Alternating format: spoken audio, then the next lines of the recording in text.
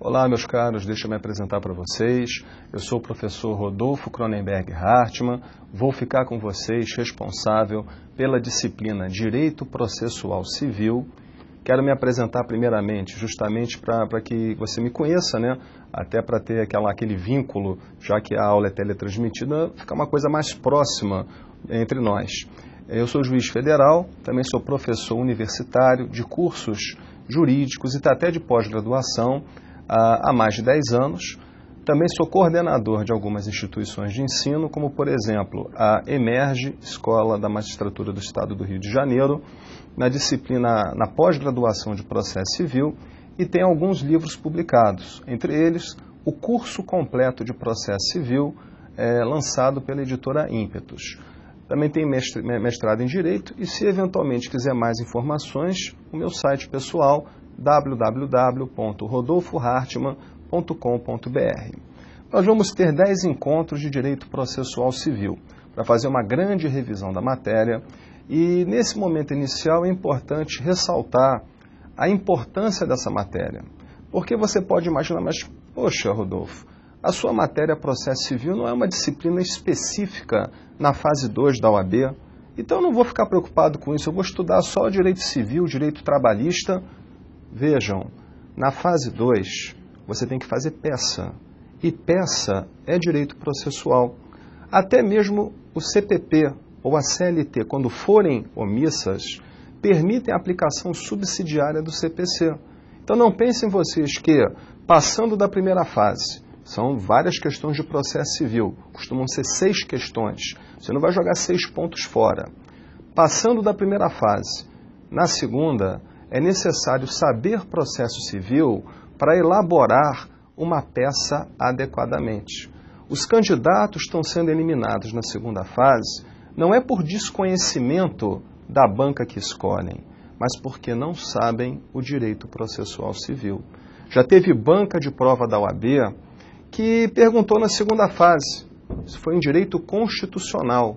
Em direito constitucional, quando você tem, de um lado, um Estado estrangeiro e, de outro, uma pessoa física brasileira, um processo no Brasil. Aí o juiz deu a sentença, um processo envolvendo Estado estrangeiro e uma pessoa física localizada no Brasil. Faça o recurso cabível, faça a peça cabível, diga qual o recurso cabível. E muita gente pensa, puxa, juiz de primeiro grau cabe apelação. Meu amigo, essa hipótese era recurso ordinário ao STJ. Nem passa por tribunal inferior, recurso ordinário ao STJ. Artigo 539, inciso 2, a linha B do Código de Processo Civil. Também pode-se falar recentemente numa prova de direito administrativo, segunda fase. Durante a prova, a banca fez 2 retificações no enunciado. A banca fez um grande erro em processo civil. A banca de administrativo de uma prova recente da OAB tiveram que retificar 2 vezes. E o aluno, muitos alunos erraram, e erraram assim às vezes porque não sabiam o recurso cabível. Por acaso também era o recurso ordinário nessa banca recente. Então vocês realmente não devem descurar do processo civil.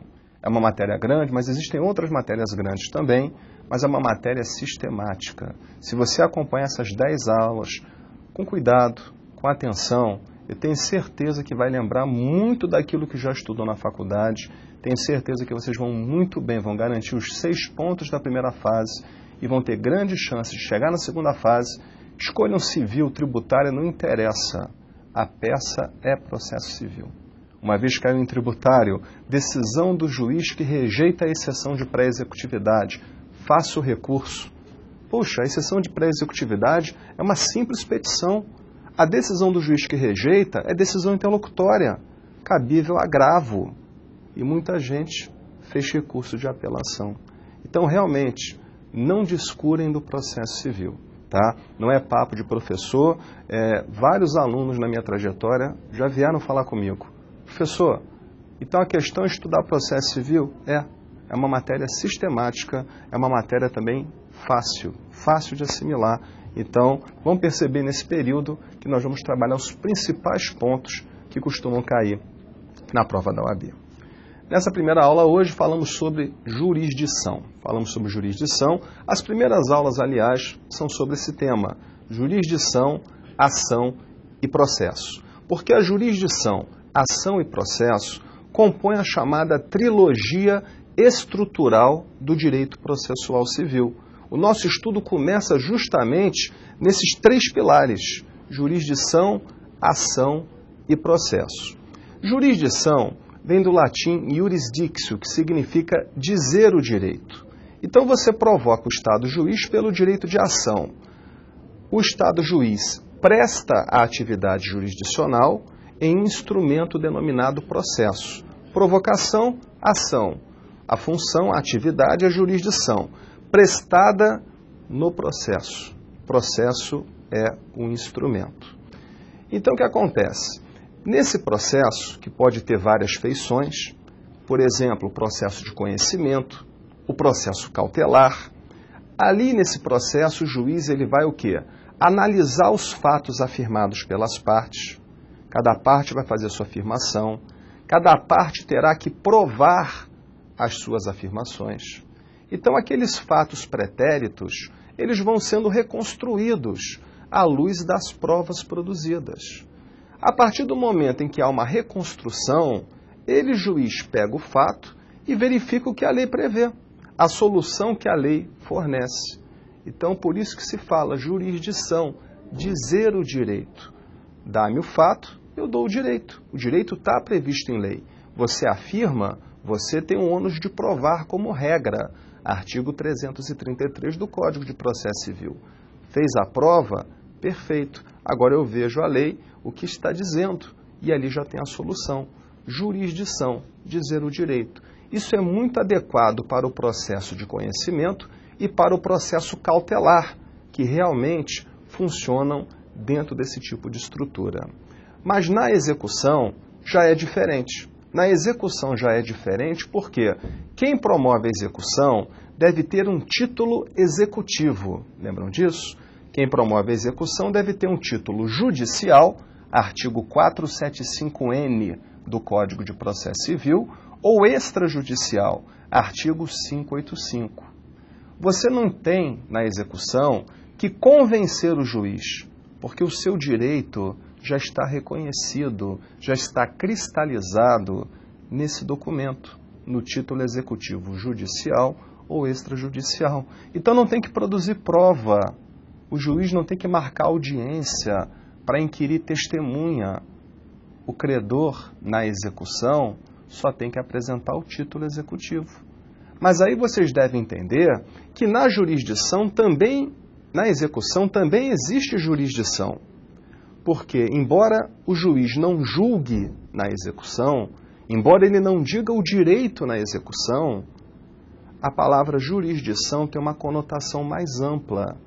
Por jurisdição, você também deve compreender, não apenas dizer o direito, mas aplicar, efetivar esse direito. Então, lembrem disso. Nós temos vários tipos de processos, o de conhecimento, o cautelar, o execução, e realmente no conhecimento e no cautelar o juiz diz o direito. Na execução não há julgamento, porque na execução você deve ter o título executivo. O que você quer na execução é o cumprimento da obrigação constante no título, nada mais que isso. Então, meus caros, jurisdição também deve ser assimilada como o quê? Efetivação do direito. Não apenas dizer o direito, mas efetivar o direito, permitir o cumprimento do direito, porque o processo de execução também resulta em atividade jurisdicional. Essa atividade jurisdicional é prestada, em regra, pelo Poder Judiciário. O Poder Judiciário, por meio dos seus membros, magistrados, que vão ser devidamente investidos, a maioria é investido por concurso público. Sabemos que não é bem assim nos tribunais inferiores, porque existe o 5º Constitucional, é uma forma diferente de investidura. No STJ tem o terço constitucional, também é diferente, e no STF não precisa ser magistrado de carreira, basta o presidente da República indicar e o Congresso ratificar, embora hajam outras exigências na própria Constituição, como, por exemplo, a idade mínima de 35 anos. Quem presta jurisdição, em regra, é o magistrado que foi investido nesta atividade. Normalmente, a investidura é por concurso público. O Poder Executivo não presta jurisdição. A atividade principal do Poder Executivo é administrar. Já o Poder Legislativo, ele tem atividades principais, legislar e fiscalizar. Vocês sabem que os tribunais de contas integram o Poder Legislativo. O Poder Legislativo pode criar CPIs. Então, o Poder Legislativo exerce o quê? Uma função típica, que é fiscalizar, e outra que é legislar. Mas lembrem que também existe a chamada jurisdição anômala, que é aquela prestada em caráter excepcional pelo Legislativo no julgamento dos crimes de responsabilidade. Tá? Então, a atividade jurisdicional, em regra, é prestada pelo Poder Judiciário, mas não é dele privativa, pois também pode ser prestada pelo Poder Legislativo em casos absolutamente excepcionais. E na aula de hoje também vamos trabalhar os equivalentes jurisdicionais e, inclusive, abordar se a arbitragem deve ser considerada como atividade jurisdicional ou não, porque a arbitragem é regulada pela Lei 9.307/96, mas seria correto dizer que a decisão do árbitro faz coisa julgada, ela pode ser executada, é uma atividade jurisdicional prestada por terceiros, por particulares. Isso a gente vai ver daqui a pouco na nossa aula, tá? Por ora, vamos recapitular aquilo que foi dito até então sobre a jurisdição, algumas ideias iniciais. Vejo aqui no slide a nossa apresentação, nossa chamada de hoje, Direito Processual Civil, o tema é jurisdição. A palavra jurisdição deriva do latim iurisdictio, que significa dizer o direito, ou seja, é a possibilidade de aplicação do direito ao caso fático que foi submetido à apreciação do magistrado. É o que ocorre, sobretudo, no processo de conhecimento no cautelar, em que o juiz efetivamente julga a pretensão que lhe é submetida, seja ela uma de cunho satisfativo ou cautelar. Na execução, porém, não ocorre julgamento, mas ainda assim é inegável que nesse processo ou fase de execução há atividade jurisdicional, pois isso também serve para efetivar o direito. A jurisdição é uma das funções estatais que traduzem manifestação de poder soberano. O Estado exerce a sua soberania, una e indivisível internamente por meio de atividades ou funções, a legislativa, a administrativa e a jurisdicional. Quaisquer dessas três funções, quando exercitadas, consubstanciam uma manifestação do poder soberano do Estado. Então, isso é exatamente o que nós estávamos falando até então. A jurisdição tem certas características. Entre as principais características da jurisdição que nós vamos trabalhar agora são as seguintes: a característica da inércia, da substitutividade, da definitividade e da lide. Vamos entender cada uma delas. Pela característica da inércia, a atividade jurisdicional necessita ser provocada. Quem provoca é a parte. A parte provoca por meio do direito de ação. Veicula o direito de ação por meio da petição inicial. E aí o processo começa. Então, essa atividade jurisdicional ela tem que ser provocada. E a partir do momento que é provocada, o Estado juiz presta jurisdição nos limites da provocação. Lembram do nome disso? Princípio da congruência, princípio da correlação, princípio da adstrição. Três termos distintos para a mesma situação: congruência, correlação e adstrição, previsão no artigo 128 e também no artigo 460 do Código de Processo Civil. De acordo com esses princípios, congruência, correlação, adstrição, são sinônimos, o juiz, uma vez provocado, deve decidir nos limites da provocação. Se você, por exemplo, pede 10 mil de danos materiais, eu não posso te dar 20 mil de danos materiais. Por quê? Porque essa sentença ela estaria sendo o quê? Estaria sendo viciada. A sentença ela pode ser ultra, extra ou citra petita. Esse caso que o juiz deu 20 mil quando a parte pediu 10, é uma nulidade parcial da sentença. A sentença foi ultra petita. Quando, por exemplo, a parte pede danos materiais e o juiz dá danos morais na sentença, isso já é uma sentença extra petita. Ela é inteiramente nula. E tem ainda a sentença citra petita. É aquela que você pede 10 mil de danos materiais e 10 mil de danos morais. E o juiz só julga um deles. Só julgou o dano material. A sentença citra petita não é o juiz dar menos. Ele pode fazer isso, desde que fundamente. A sentença citra petita é aquela que o juiz não analisa os pedidos. Então, em razão da inércia jurisdicional, a parte tem que provocar. E uma vez provocando o Estado juiz, a jurisdição é prestada nos limites da provocação. É isso que nós devemos guardar, lembrar o princípio da congruência, correlação ou adstrição. A segunda característica da jurisdição é a substitutividade. De acordo com essa característica, o juiz ele substitui a vontade das partes ou a atividade das partes para julgar, para dizer o direito ou para efetivar o direito. Porque de um lado vai ter o autor dizendo, eu tenho direito à revisão do contrato. O réu vai estar dizendo o oposto, não, ele não tem direito à revisão do contrato. Então o juiz, quando aplica a jurisdição, ele substitui a vontade das partes para aplicar aquilo que o direito prevê.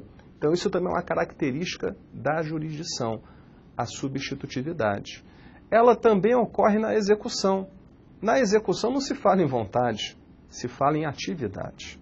Porque na execução você quer o cumprimento da obrigação. O título executivo reconhece uma obrigação de 15 mil reais. Se o executado não paga, o juiz faz penhora online. Então vejam que na execução, o que se substitui não é a vontade, é a atividade. Não quer cumprir? O juiz faz a penhora online. O oficial de justiça faz a penhora portas adentro do estabelecimento. Perfeito? Então essa foi a nossa segunda característica da jurisdição.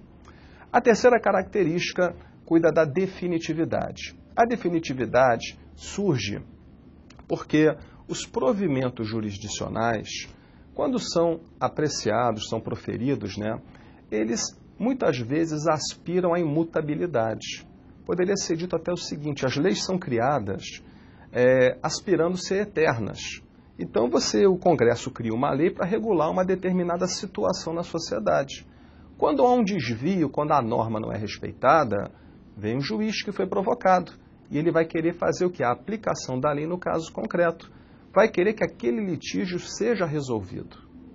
Vejam, a decisão do juiz, muitas vezes, ela tem o traço da definitividade, ela gera coisa julgada. Temos diversos tipos de coisa julgada, coisa soberanamente julgada, coisa julgada material, coisa julgada formal.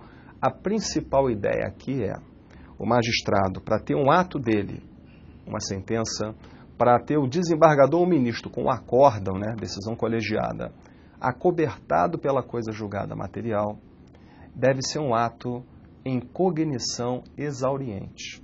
O termo cognição exauriente significa um juízo de certeza. Imaginem vocês um saco com 10 bolas vermelhas. O juiz tira de olho fechado uma bola. Ele sabe que vai sair vermelha. Sabe que essa é a solução adequada. Isso é uma cognição exauriente. Ela pode aspirar à imutabilidade. A decisão aspira à imutabilidade porque é com base em uma certeza absoluta do que ocorreu. Por outro lado, nós temos a chamada cognição sumária. A cognição sumária é um juízo de probabilidade, isto é, quando o juiz concede uma liminar, ele trabalha com aquela ideia de fumus boniuris, fumaça do bom direito, periculo in mora, risco na demora. Imaginem o mesmo saco com 10 bolas, sendo 7 vermelhas e 3 brancas. O juiz ali não tem certeza, mas ele acha que provavelmente vai sair uma bola vermelha, porque são um número maior. Então vejam que a definitividade, a coisa julgada material, ela surge quando há certeza ao decidir. E certeza decorre da cognição exauriente. Por isso é que sentenças e acórdãos podem gerar coisa julgada material. Agora, existem atos do magistrado que não atingem esse grau de certeza, como, por exemplo, os despachos, as decisões interlocutórias e até mesmo as sentenças terminativas. Sentenças terminativas são aquelas previstas no artigo 267 do Código de Processo Civil, só geram coisa julgada formal. Elas simplesmente se tornam imutáveis naquele processo, mas a mesma ação pode ser repetida em um novo processo. Perfeito? Então, essa característica da definitividade, ela não está presente em todos os atos. Ela está normalmente em sentenças definitivas, acórdãos ou decisões monocráticas definitivas. E temos uma outra característica ainda que seria a lide. A lide, meus caros, eu diria para vocês que ela é uma característica acidental. Em regra, um traço da jurisdição é que haja litígio. O A diz uma coisa e o B diz outra. Então, normalmente, o que nós temos é realmente uma situação de litígio, mas nem sempre isso efetivamente ocorre. Nós podemos ter um processo iniciado pelo autor e o réu foi citado e o réu simplesmente não apresenta resistência. Ele reconhece a procedência do pedido, o que autoriza até o juiz a fazer um julgamento antecipado da lide, com base no artigo 330, inciso 1 do Código de Processo Civil. Então, o resultado disso porque não há nenhuma dúvida, questão de direito a provar ainda. Então, numa situação como essa, meus caros, tenham em mente que a lide nem sempre está presente. Nem sempre está presente o litígio, esse conflito de interesses qualificado por uma pretensão resistida. Normalmente existem, as partes elas estão brigando ali no processo, mas às vezes tem jurisdição onde não há lide. Isso eventualmente pode ocorrer sem nenhum tipo de problema.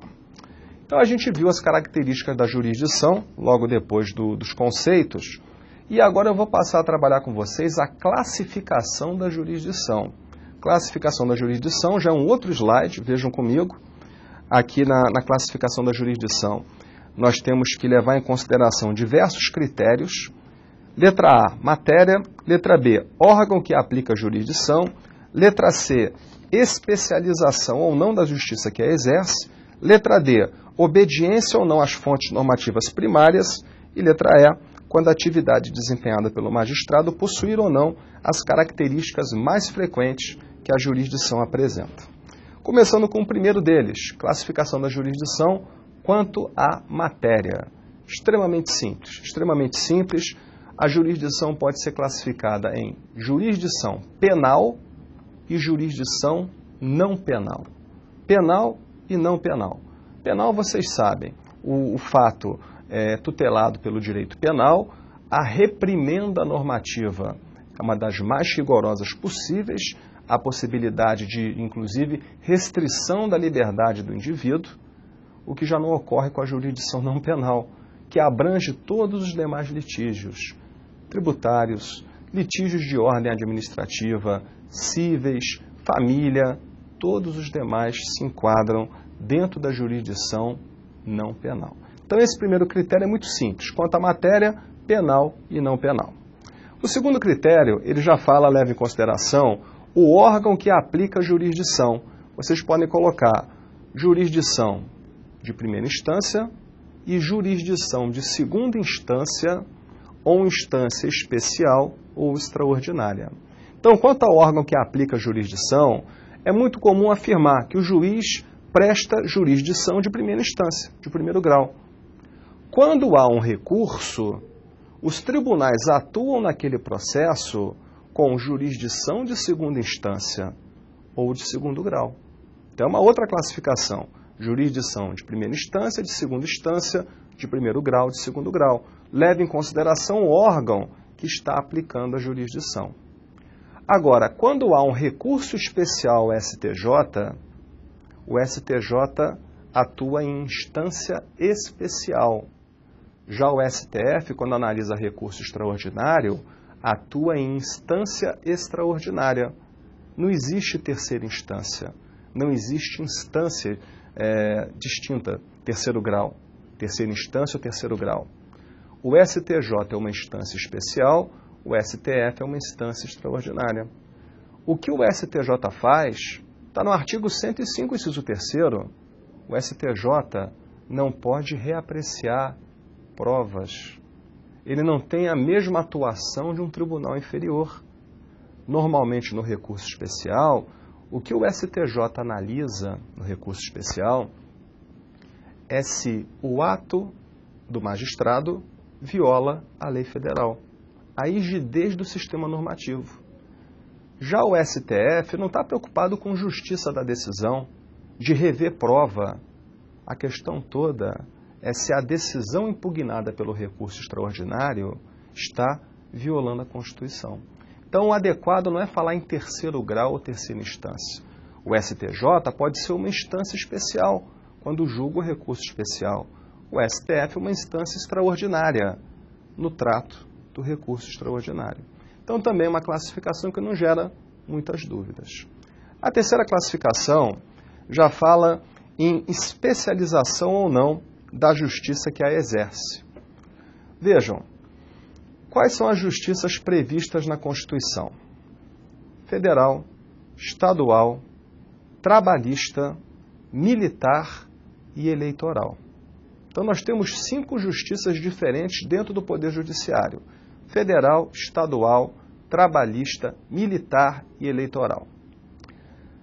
A Justiça Eleitoral, de tão específica, inclusive tem um Tribunal Superior próprio, que é o TSE. A Justiça Militar, idem, também é tão específica que tem um Tribunal Superior próprio, o STM, Supremo Tribunal Militar.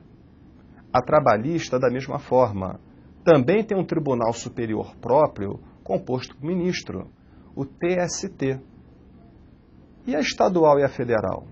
A estadual e a federal são consideradas jurisdições comuns. Elas prestam jurisdições comuns porque, inclusive, dividem o mesmo Tribunal Superior. Vejam a composição do STJ. No STJ, são 33 ministros, 11 egressos da Justiça Estadual, 11 da Justiça Federal e 11 entre OAB e Ministério Público. Nós falamos até um pouco antes sobre isso. Uma forma de investidura que é o terço constitucional. Então vejam que a jurisdição aplicada pela federal e pela estadual são consideradas comum, porque até mesmo o Tribunal Superior é exatamente o mesmo. Diferente das demais, que tem Tribunal Superior próprio. Então também não tem muita dúvida quanto à letra C. O próximo critério, letra D, trata da obediência ou não às fontes normativas primárias. Como assim, fonte normativa primária? Aqui nós falamos em jurisdição de direito ou jurisdição de equidade. Jurisdição de direito ou jurisdição de equidade depende se o juiz deve estar pautado pela fonte normativa primária. Qual é a fonte normativa primária? É a lei. A lei é que vai criar os padrões de comportamento, que vão estabelecer as reprimendas. Usualmente, a atividade do juiz é uma jurisdição de direito. O juiz aplica a lei, ele está preso à fonte normativa primária. Só que, de vez em quando, a lei autoriza que o juiz decida por equidade. Aí entra a classificação, jurisdição de equidade. O juiz pode até deixar de aplicar a lei para dar a solução mais adequada ao caso concreto. Então, vejam, é uma jurisdição prestada pelo mesmo juiz, só que naquele caso não é uma jurisdição de direito. Não tem como base o que a lei prevê. É o juiz dando a solução mais justa ao caso concreto. A jurisdição de equidade ela deve ser autorizada. O artigo 127 do Código de Processo Civil assim prevê que a jurisdição de equidade deve ser autorizada. E vocês vão encontrar autorização, por exemplo, na arbitragem. Artigo 2º, Lei 9.307/96. O árbitro, na arbitragem, para quem entende que presta atividade jurisdicional, presta uma jurisdição de equidade. Ele não é obrigado a seguir o que a lei prevê. Também naqueles processos que nós já vamos falar, de jurisdição voluntária, também a autorização do CPC, lá no artigo 1111, para que o juiz decida por equidade. Então vejam que, nessa classificação, jurisdição adstrita às fontes normativas primárias, lei. Se o juiz observa, jurisdição de direito. Se ele não observa, jurisdição de equidade. Última classificação, quando a atividade desempenhada pelo juiz possui ou não as características mais frequentes que a jurisdição apresenta. Aqui, meus caros, o que acontece? Vimos que entre as principais características da jurisdição se encontram a inércia, a definitividade, a substitutividade e até mesmo a lide. São as principais características da jurisdição. Quando elas estão presentes, nós falamos que há jurisdição contenciosa. Jurisdição contenciosa é quando estão presentes essas características. Quando elas não estão presentes, nós usamos o termo jurisdição voluntária, que é horrível. Por quê? Para a doutrina majoritária, até nos dias atuais, os casos de jurisdição voluntária não são nem jurisdição e também não são voluntária, porque são obrigatórios. A jurisdição voluntária deve ser assimilada como administração pública dos interesses privados. Explicando melhor. Você, por exemplo, quando tem algum litígio, tem que provocar o Estado juiz, vai começar o processo, o juiz vai dar a sentença e vai surgir a coisa julgada, não é isso? Só que em outras situações não há litígio. As partes até estão de acordo, mas é uma situação que afeta interesse sensível da sociedade. E aí o legislador enumera hipóteses da chamada jurisdição voluntária a partir do artigo 1103 do CPC. Você e a outra pessoa não estão em litígio, estão de comum acordo, mas é um desses casos previstos a partir do artigo 1103 do CPC, devem vir perante o órgão jurisdicional, perante o juiz. Só que o juiz, ele não está prestando atividade jurisdicional. Ali não houve ação sendo exercida, houve um mero requerimento. Não há litígio na jurisdição voluntária. As partes têm interesses convergentes. Ele, juiz, vai agir pro forma para homologar aquilo que as partes querem, presentes as formalidades em lei. Então vejam, só vai passar no juiz porque a lei exige, porque afeta o interesse da sociedade, o interesse sensível. Não é uma coisa que é voluntário, as partes podem escolher se querem ir ao juiz ou não. Para que aquele negócio jurídico tenha validade, tem que levar ao juiz. Só que o juiz não está exercendo atividade jurisdicional. Muito feliz a afirmação, a administração pública dos interesses privados. Essa é realmente a tendência nos dias atuais, porque o judiciário está cheio de processo, né, como vocês sabem, e aí o legislador cada vez mais está pegando as hipóteses de jurisdição voluntária e está passando para cartórios extrajudiciais. Se a jurisdição voluntária fosse jurisdição, isso teria que ficar com o juiz. Mas a legislação ordinária está passando essas situações para cartórios extrajudiciais, perante tabelião. Então hoje você já pode fazer, por exemplo, um divórcio extrajudicial.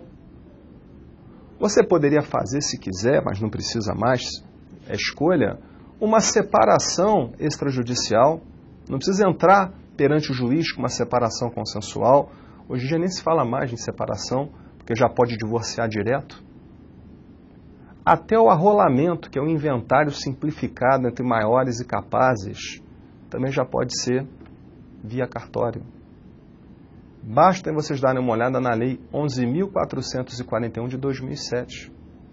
Então, a jurisdição voluntária não é jurisdição, é atividade administrativa prestada em caráter excepcional pelo juiz para atender o interesse privado. Naquelas situações, as partes têm que trazer a questão para o juiz, porque ele vai o quê? Homologar presentes os requisitos legais. Então, a jurisdição voluntária não é jurisdição, embora seja desempenhada pelo juiz e, lembrem, cada vez mais a legislação infraconstitucional transfere essas atividades para serventias extrajudiciais, o que reforça a ideia. A atividade é administrativa.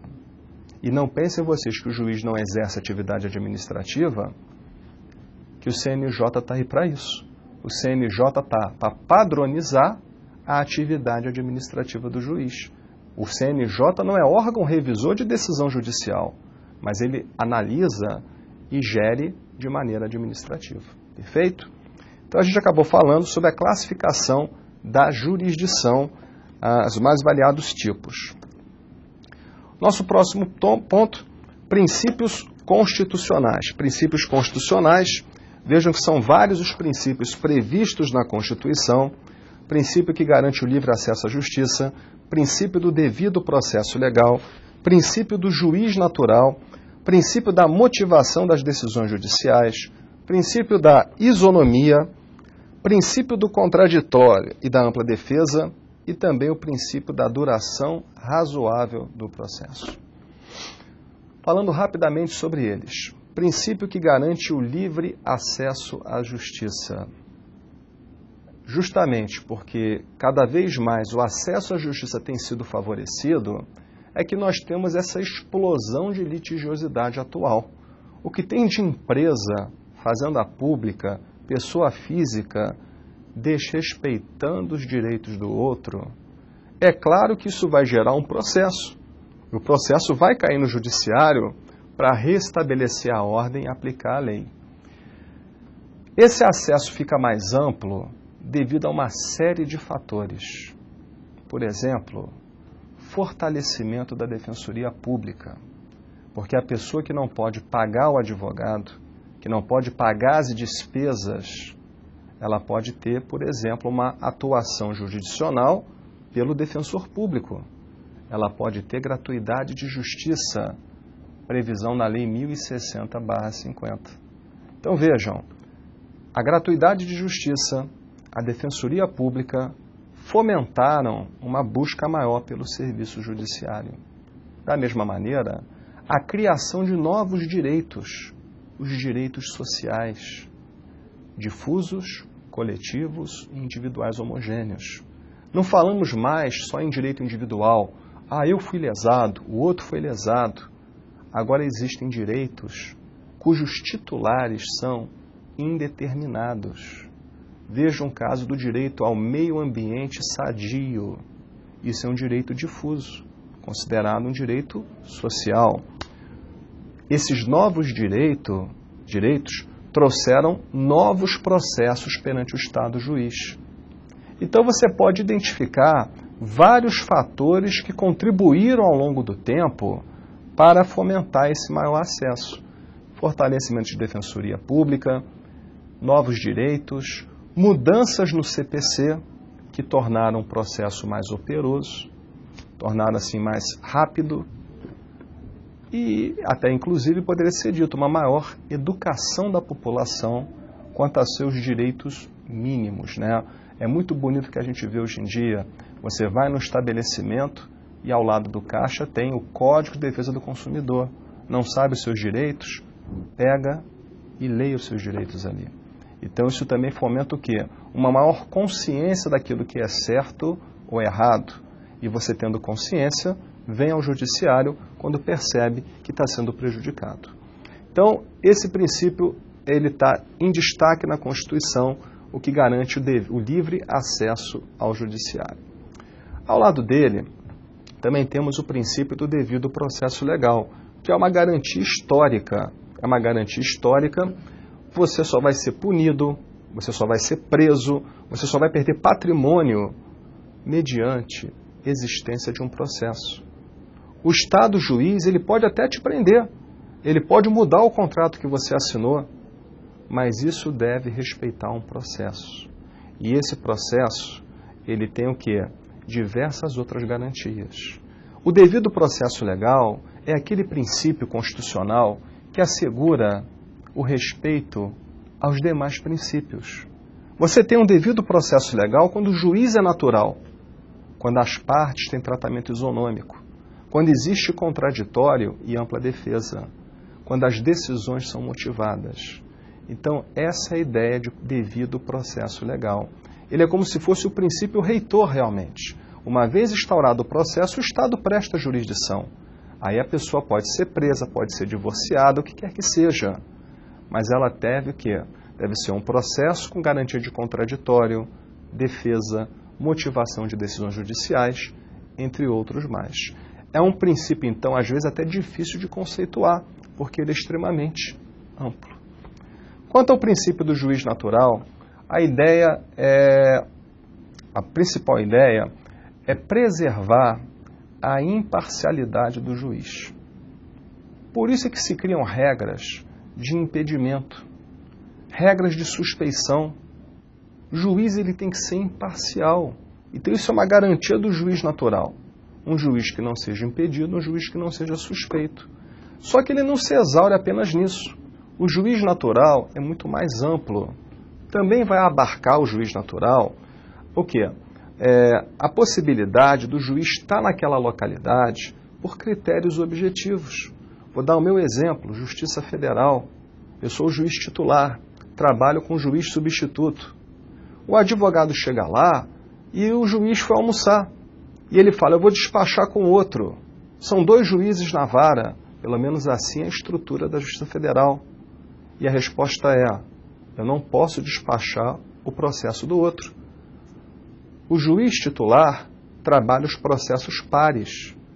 O substituto, processo ímpar. Senão fica uma coisa bagunçada, fica uma coisa esquisita. Os 2 estão presentes, só que você quer despachar com aquele, em vez de despachar com o outro. Então é tudo nos mínimos detalhes. Para garantir essa imparcialidade, que o juiz está ali por critérios objetivos, diversas regras são estabelecidas. Seja de remoção entre as varas, seja até de distribuição interna de trabalho. Aí entra o CNJ, estabelecendo muitas vezes que critérios são esses. O princípio da motivação das decisões judiciais tem previsão no artigo 93, inciso 9 da Constituição. O juiz não é uma instância arbitrária. Ele tem tanto poder assim, ele pode divorciar, prender, mudar contratos, mas ele tem que motivar. Não é que nem o árbitro de futebol, apita e expulsa. O juiz deve fundamentar as suas decisões. Inclusive, se a fundamentação for inadequada, for além do que a parte pediu, a sentença é citra petita. De tão grave uma decisão que não é bem motivada, que existe recurso de embargo de declaração, existe recurso de apelação, vários instrumentos para combater essa circunstância. Então, o princípio da motivação das decisões judiciais tem sede constitucional e deve sim ser rigorosamente observado. O assento dele é o artigo 93, inciso 9. Pelo princípio da isonomia, as partes devem ter um comportamento, também chamado de paridade das armas, devem ter um tratamento idêntico. Mas não é bem assim. Isso é simplista demais. Como diz Rui Barbosa, pelo princípio da igualdade deve ter tratamento isonômico entre os iguais e desigual para os desiguais, na medida da desigualdade. Esse é o ponto fulcral do princípio da isonomia, que está no artigo 5º caput da Carta Magna. Por que a Fazenda Pública tem prazo diferenciado? Por que ela tem prazo em quádruplo para contestar? Por que ela tem reexame necessário e o particular não tem isso? Pelo seguinte motivo. Você, como particular, vai estar a vida toda aí e vai se meter em 10, 20 processos durante a vida. como autor ou como réu, a fazenda pública, estadual, municipal, federal, ela está em milhares, milhões de processos. E o corpo jurídico dela é extremamente limitado. Não digo de conhecimento técnico, não é isso. Pela quantidade enorme de trabalho, nós temos poucos procuradores do Estado, procuradores do município, procuradores federais, membros da Advocacia Geral da União. Então é necessário o quê? Um tratamento desigual na medida da desigualdade. Isso não é para favorecer a fazenda pública, é para corrigir essa distorção, para que ela possa fazer uma defesa mais adequada, mais efetiva. Daí o princípio da isonomia. Temos ainda o princípio do contraditório e da ampla defesa, que deve ser vislumbrado da seguinte maneira. O contraditório é para ambas as partes. Como assim contraditório? A oportunidade de uma parte se manifestar sobre o que a outra disse. Então, se o autor afirma, o réu apresenta contestação.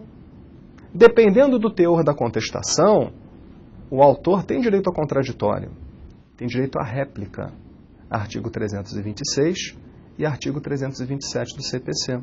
Então aí está o princípio do contraditório. Um afirma e o outro pode impugnar. Agora, a ampla defesa é só para o réu. Porque o autor, ele quer algo, afirma algo. O réu se defende.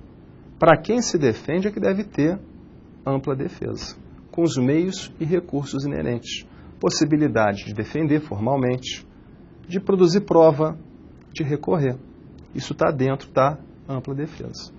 E para fechar, temos o princípio do razoável tempo de duração do processo, que é assaz subjetivo, tem aquela preocupação sempre com a atividade jurisdicional, se está sendo bem prestada, se está sendo eficiente, mas é claro que não dá para atropelar garantias constitucionais. Assim como é ruim um juiz que demora, às vezes, 3, 4 anos processando, também não agrada um juiz que resolve em 3 meses o processo mal e porcamente. Nós temos vários exemplos criticáveis. Juízes que tentam caçar vício em tudo para não enfrentar o mérito da causa. Vocês sabem bem disso. Então isso é uma situação, um princípio difícil de caracterizar, de conceituar, porque é muito subjetivo, depende de cada um e depende também da estrutura do juízo. Às vezes não é culpa nenhuma do juiz, mas pode ser que ele trabalhe, em vez de 16 pessoas, com apenas 5, porque não tem servidor na vara, porque os que estão ali são desmotivados, não estão nem aí para trabalho, chegam tarde. Eu já atuei em juízo que o servidor chegava bêbado na hora do trabalho. Então, assim, é muito difícil você ter que lidar com quem não quer trabalhar. E aí não é culpa do juiz, as pessoas ali que têm uma cultura, estão passando problemas que não estão realmente colaborando para o desenvolvimento do processo. Então, eu trabalhei com vocês os princípios constitucionais, falamos aqueles todos, né, com previsão na Constituição. Estamos já concluindo a aula, agora falamos sobre equivalentes jurisdicionais e fazemos os exercícios para fechar.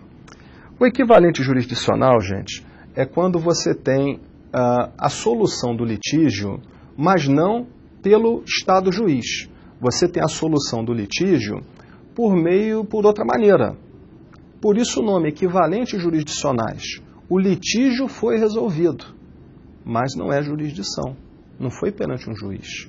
E entre as modalidades de equivalentes jurisdicionais, nós falamos em autotutela, autocomposição, conciliação e mediação, e tem uma dúvida a respeito da arbitragem. Começando, autotutela. A autotutela não é jurisdição. A autotutela, a rigor, ela está até proibida. Até é proibida a autotutela porque hoje é crime. Seria exercício arbitrário das próprias razões. Se alguém te deve 5 mil, você não pode chegar na casa da pessoa e à força pegar o patrimônio. Isso seria autotutela, exercício arbitrário das próprias razões, crime, inclusive. Se há um litígio, deve vir no judiciário, mas o fato é que, às vezes, a lei autoriza a autotutela. E uma hipótese prevista é a do desforço possessório. Como assim desforço possessório? Você está na posse do bem, está sendo molestado na sua posse. A legislação permite que você se defenda dessa moléstia com os meios e recursos adequados e inerentes. O desforço possessório é um caso de autotutela que vai resolver o litígio. Por isso é considerado equivalente jurisdicional. Não é jurisdição, mas pode resolver. A outra hipótese é a autocomposição. A autocomposição é extremamente comum. Você não me pagou 10 mil. Aí vai sentar, vai vir conversar comigo. Ah, Rodolfo, eu não posso pagar os 10 mil, estou quebrado. Você não me dá, não aceita 6 mil? Paga os 6 mil parcelado e a gente resolve isso. Pô, você me conhece e tal. Fizemos uma novação. Fizemos uma transação. Aí, gente, acabou o litígio. Não teve o quê? Justiça, jurisdição. A autocomposição, que é extremamente comum, é um equivalente jurisdicional. Por outro lado, nós temos também a conciliação e a mediação.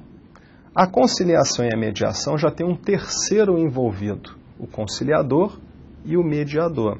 De acordo com o conciliador, qual é a diferença entre elas, conciliação e mediação?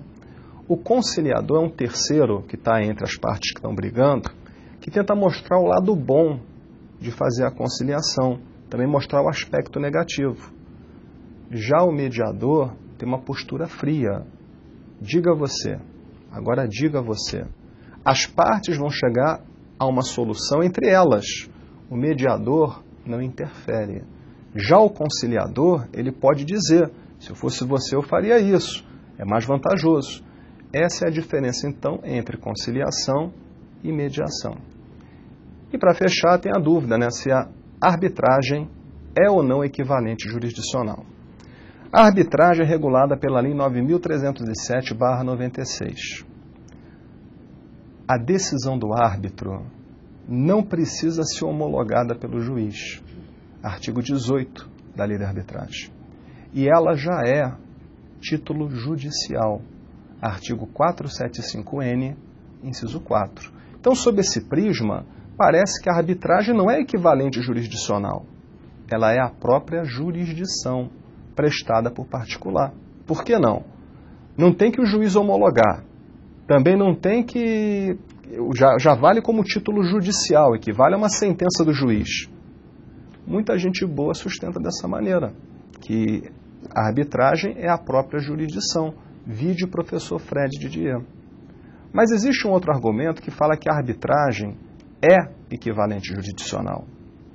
Porque jurisdição é dizer o direito, é julgar, é executar. E aí que está. O árbitro não executa suas decisões. O árbitro não faz penhora. A sentença arbitral tem que ser executada no judiciário. E aí pondera um professor chamado Luiz Guilherme Marinoni. Jurisdição não tem meio termo. Ou é jurisdição ou não é.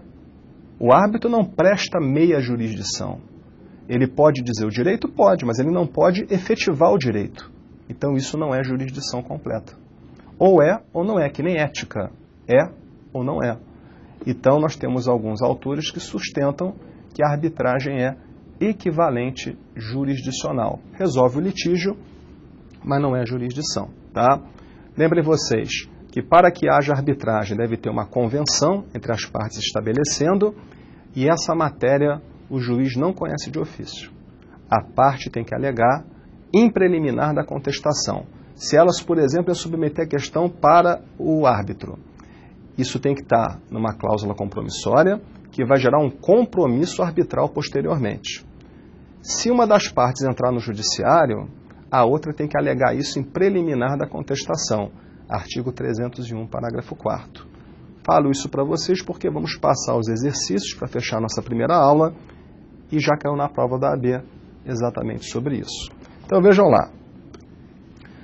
Prova da OAB, primeira questão. Assinale a alternativa consentânea com as exigências de efetividade do processo. Vocês vão pela leitura perceber que a letra A, B e C não estão dizendo coisa com coisa. Nada, nada, nada. Apenas a letra D de dado é que diz: quanto à efetividade do processo. Vejam bem o que a pergunta fala. Exigências de efetividade do processo. Letra D. A atenção e pronta solução no que se refere aos requisitos ou pressupostos e condições da ação servem de base decisiva para razoável tempo de duração do processo. Explicando melhor isso, vimos que é um princípio constitucional inerente à jurisdição.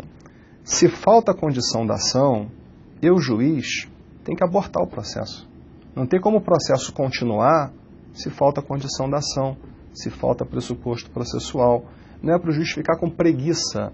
Ah, eu vou fazer audiência, depois eu analiso o processo. Eu tenho que analisar o processo sempre. Se já é falta de pressuposto, falta de condição da ação, o processo tem que acabar. Isso tem a ver o quê? Com a razoável duração do processo e está ligado à exigência de efetividade do processo. Era a letra D de dado, exatamente isso é que foi o gabarito assinalado para vocês. E a última questão para finalizar, um advogado é procurado em seu escritório por cliente que lhe narra que a empresa da qual é o diretor foi citada pelo Poder Judiciário, em decorrência de um conflito surgido por uma compra e venda, na qual inseriram cláusula compromissória, isto é, que em caso de eventual conflito, o mesmo tem que ser apreciado pelo árbitro. O advogado, ao peticionar no referido processo, representando os interesses do cliente, deve exigir o cumprimento da cláusula compromissória. Então ele deve fazer o quê? Como nós acabamos de ver, letra C, apresentar contestação e alegar expressamente preliminar a existência de convenção de arbitragem solicitando a extinção do feito. É o artigo 301, inciso 7, e ainda o parágrafo 4º desse mesmo artigo 301. Foi corrido, mas porque você conseguiu espremer direito processual civil, que vocês estudarem 3 anos na faculdade, em 10 aulas de 1 hora, não é fácil não. Mas nós vamos seguir nesse ritmo e tenho certeza, vai ser uma boa revisão até o final do semestre para a prova da OAB.